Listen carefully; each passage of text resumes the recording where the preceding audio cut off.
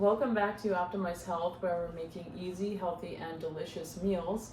And these are keto, always gluten-free, and often sugar-free. Today we're making a beef and bison chili, and I am going to be using about half a pound of ground beef, about half a pound of ground bison, along with cumin, red pepper, oregano, chili powder, cayenne pepper, this 21 season salute I get from Trader Joe's, and garlic powder and Himalayan salt, along with tomato paste. And I've chopped up one large orange carrot, 1/4 of a medium red beet, and about 2 little stalks of celery, just to add some additional flavor and bulk to this chili. I'm using 1 can of organic red kidney beans, and I'm going to puree in a can of organic black beans along with this kale to give it some texture and add some. You should talk to your doctor, healthcare provider, or veterinarian to see if any of these recipes, suggestions, or contents of these videos are right for you. Nothing contained in these videos are intended to be taken as medical advice. Use at your own risk. Veggies without it being really obvious in there. So what I'm going to do first, I'm going to start with cooking the meats together. And we're just gonna cook them in kind of a loose brown fashion. We're gonna season them in the pan. And we are going to add this one here. I'd like to salt it first. And then I will start adding a few more seasonings here.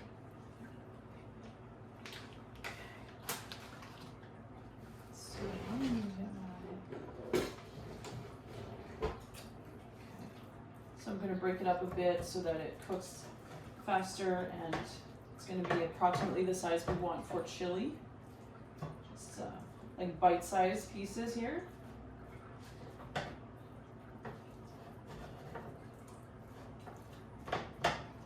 So that'll continue to break up as I season it and cook it here.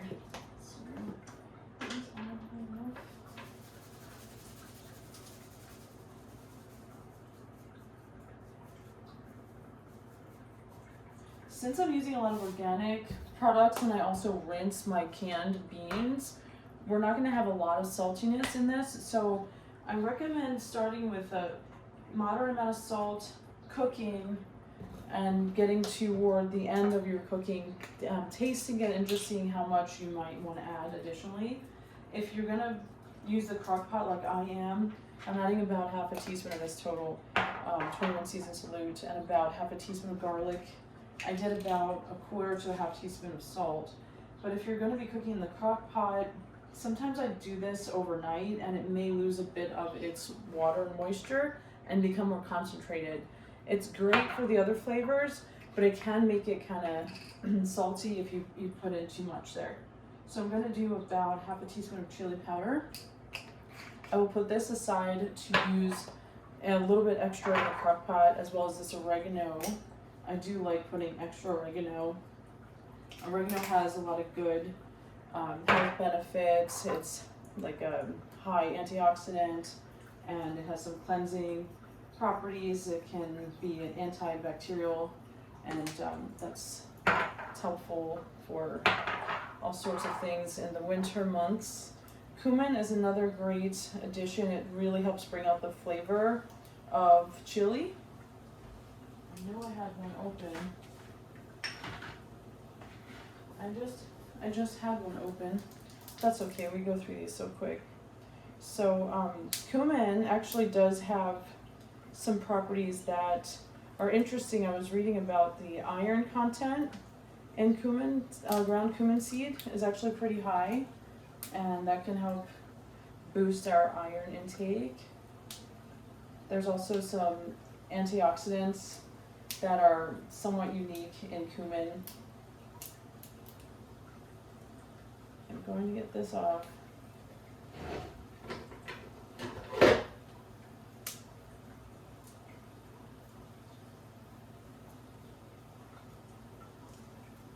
Usually when I'm not trying to get it done too quickly. It's easier to do. Okay, so this is very pungent, very flavorful.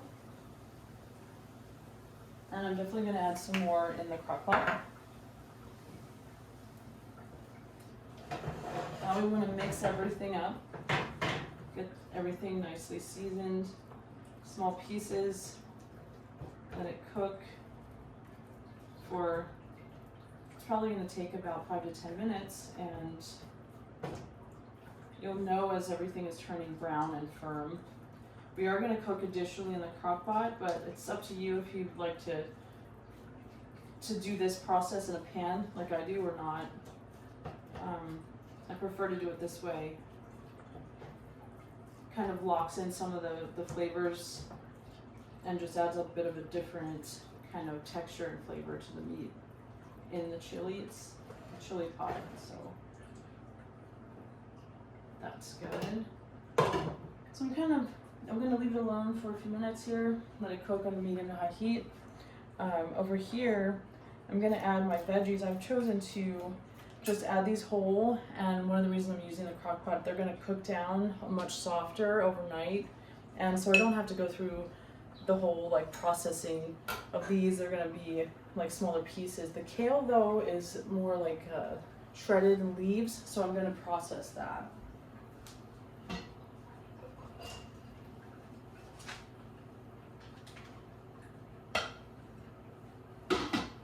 Celery, carrots, beets in the crock pot ready to go. We are going to puree our black beans so they're not as noticeable in this chili. And we're also going to do our kale in a minute.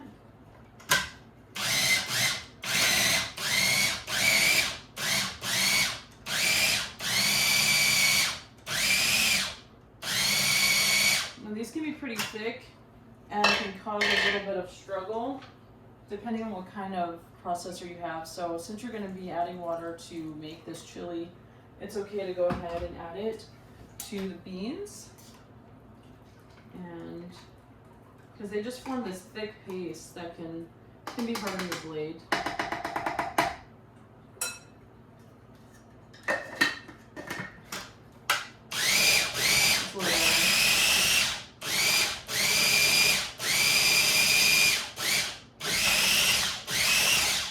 So just puree to the consistency that you are happy with.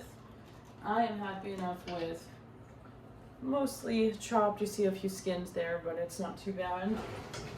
I want my other little spatulas. We can go ahead and just put it right in.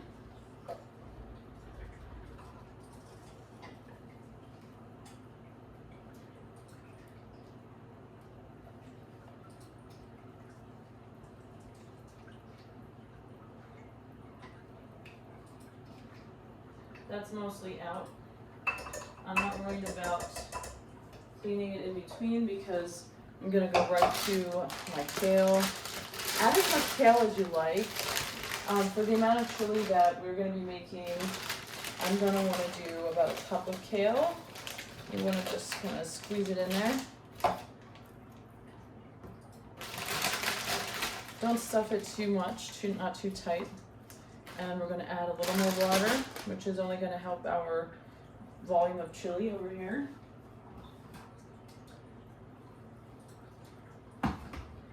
I'm just adding enough to keep my blade wet. And this one's a little finicky, but I do like how it functions. There we go.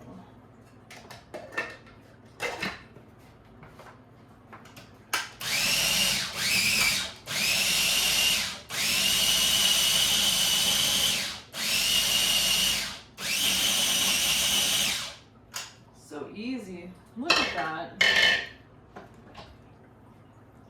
Quick. I'm gonna dump this one out and get the next batch going. Falls right out of there. Put our next batch.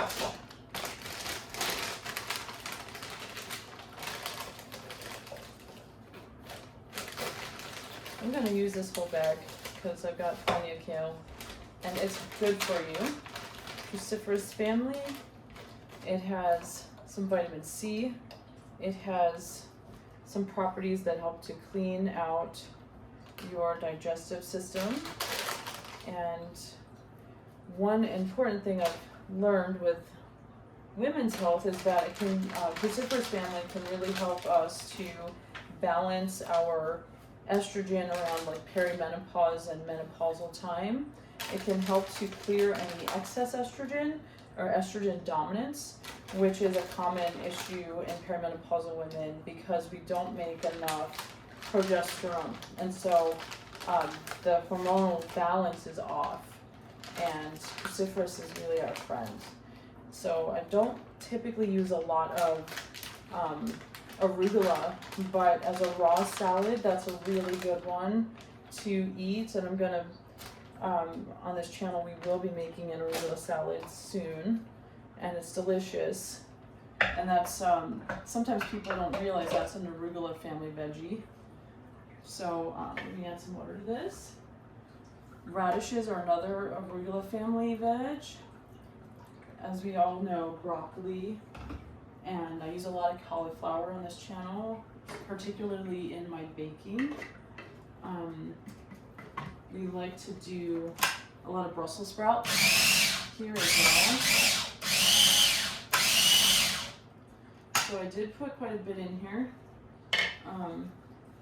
This is a good little machine, but I'll stuff it down just a little bit, not too tight there.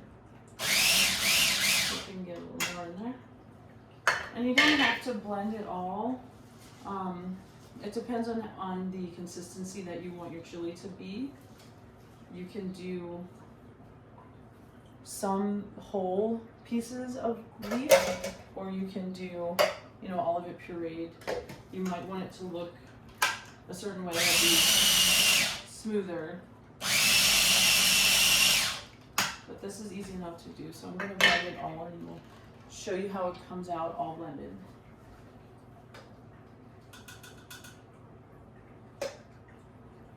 One last little batch here.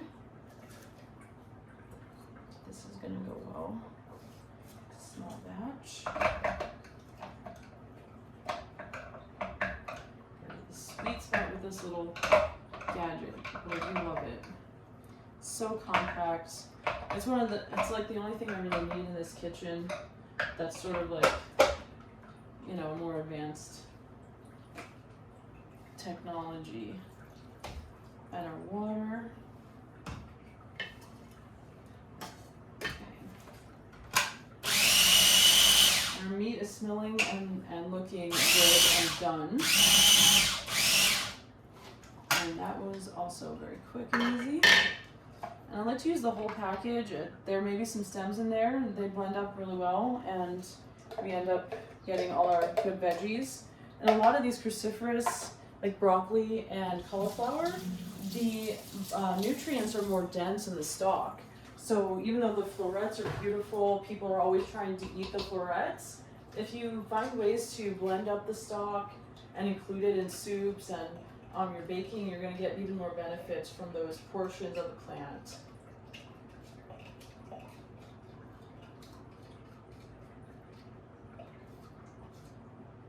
Okay, that's looking good. And I think we're done with this for this recipe.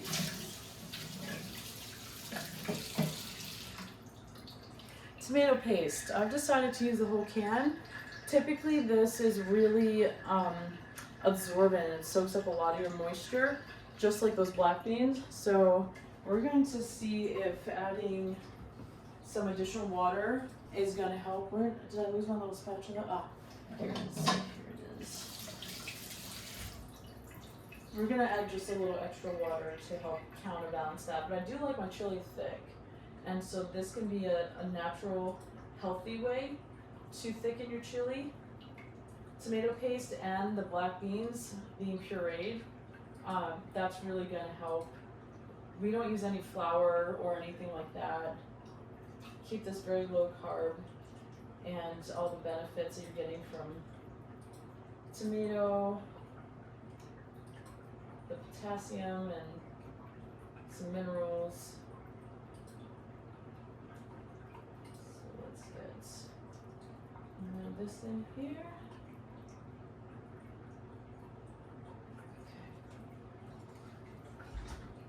I'm going to add the meat, and we are going to show you how that turns out in just a bit. So it's cooked up quite well. I'm just going to break it up in a little bit more. It's going to go right in. I'm using all the juice as well. It's got a lot of spices in it too.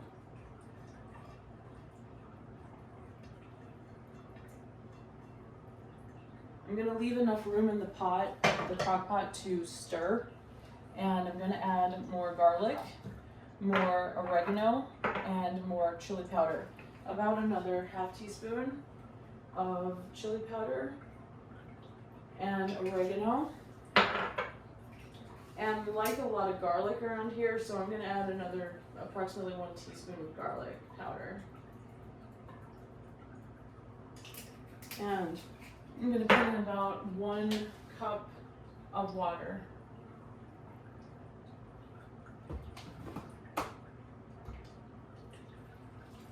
Pour that over, and I'm going to leave enough room to stir.